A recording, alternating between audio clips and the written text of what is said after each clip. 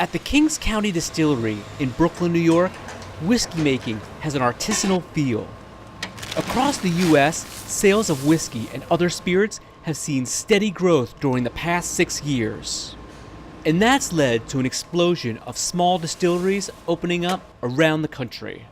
We are the oldest operating whiskey distillery in New York City since Prohibition, and we are only 7 years old. Launched in a tiny studio apartment in East Williamsburg, Kings County, once the smallest commercial distillery in the country, is thriving. One of the main differences is that we use only corn and barley in our mash bill or our recipe, whereas most of the larger labels will use a flavor grain. I still get my hands dirty every day, whether it's moving barrels or grain or helping the distillers proof something.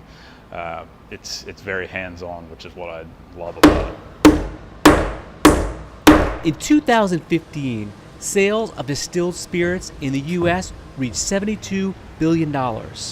We've grown 10 times in size since 2011. These are right now kind of the golden years of American whiskey, and it's only going to get better. The New York Distilling Company started production in 2011.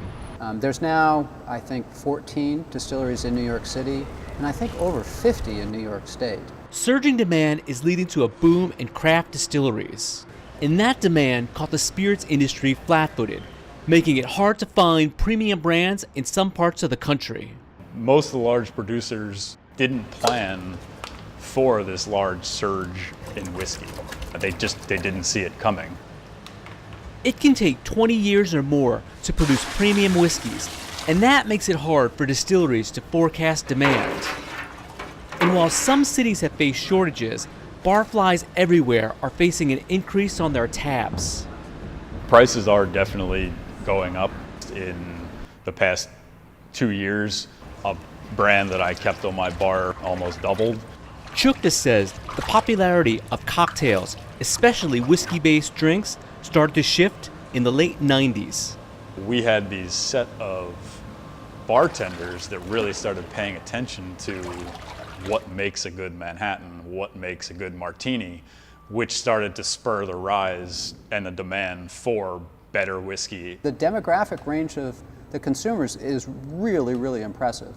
Again, it used to be pretty much old white men, and now it is all over the place. It's men, it's women, of every color, of every generation.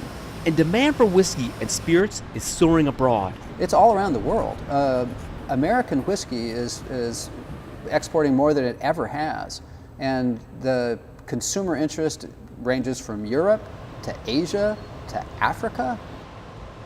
New York used to be a fantastic whiskey making state. After Prohibition, that was mostly lost. So when we were looking, for instance, at starting this distillery in Brooklyn, there were no distilleries in the city anymore, and very few in the state. That's really changed.